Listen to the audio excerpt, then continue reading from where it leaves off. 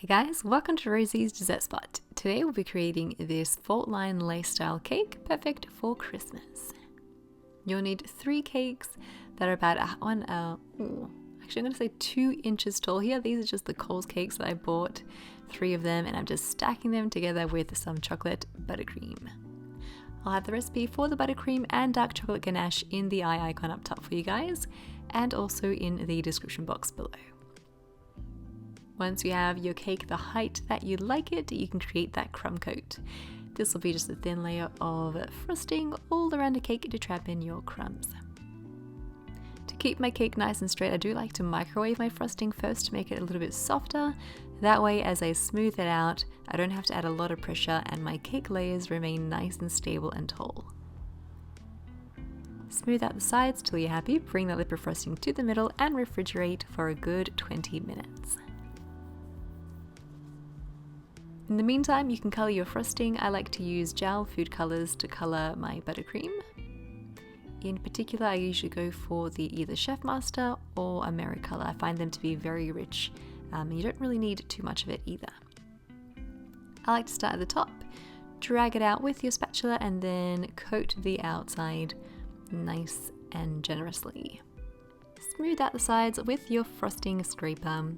When you're happy with the finish, you can go once around nice and slow just to make sure it is all nice and smooth. Drag that top lip towards the middle again. And then I recommend refrigerating this again for 20 minutes before applying your lace. The frosting will become nice and hard, so you can take a wet brush and just apply a tiny bit of water onto the surface to help stick on your edible lace. If you'd like to know how to make edible lace from home, I do have a tutorial where I made this, and I'll leave it in the eye icon up top. I'll let you know though, this is just the store-bought mixture that you make into a paste and then you feed it into a lace mold. Although you can usually buy these pre-made as well. A lot of cake decorating stores these days do actually supply them, and then you can just dust them whatever color you like. So I've gone on with gold edible luster dust to make them shiny and gold. Line up your lace if you're doing 2 layers. I wanted my lace to reach the very bottom and the very top of the cake. That way it gave me a little bit more control over where I put my fault line. Once it meets up with the other side of the lace, you can cut with the scissors where the 2 meet. For the fault line, I'm going in with green to keep it nice and Christmassy, and a little palette knife to help be a little bit more precise as to where my fault line starts and ends. Do the same for the bottom of the cake, and you don't want to add too much. As you smooth it out, it will actually stretch and expand, so little goes a long way. Smooth it out with your frosting scraper. When you're happy with the finish, drag that lip into the center again. From here, you can pop it into the fridge if you like, just while you create your little Christmas trees.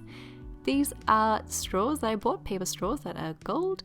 I've taken some compound chocolate, either by Nestle or any other baking chocolate usually should do the trick. Melt it down, pop it into a piping bag, and just zigzag from the top of the straw till about 3/4 or halfway down the straw. As you make your way down, drag those zigzags further and further out so that they're more of like a cone shape. Drop some druggies onto your melted chocolate, let it rest until it's completely solid, and dust over with edible gold dust. You can pop it into the freezer if you like to help speed up that process and just to make it much stronger, and then feed it through the top of your cake. I cut down some straws and I left other straws intact, that way I can have them a little bit taller towards the back and give the cake a little bit more dimension. Still looked a little bit flat to me, so I grabbed some Christmas candy canes, crushed them up in a Ziploc bag with a hammer, and just sprinkled them over the top of the cake and also on the cake board. For that finishing touch, take some edible gold luster dust mixed with rosewater spirit, create a paint and brush over the fault line. And that's it. Your Christmas cake is complete. We have a bit of lace element there for elegance, and the trees just really help this all come together. I hope you guys enjoyed this cake decorating tutorial and give it a go. If you do, hashtag Rosie's Dessert Spot so I can check out your awesome creation as well. Thanks so much for watching. Feel free to subscribe and we'll catch you again in the next one. Bye for now.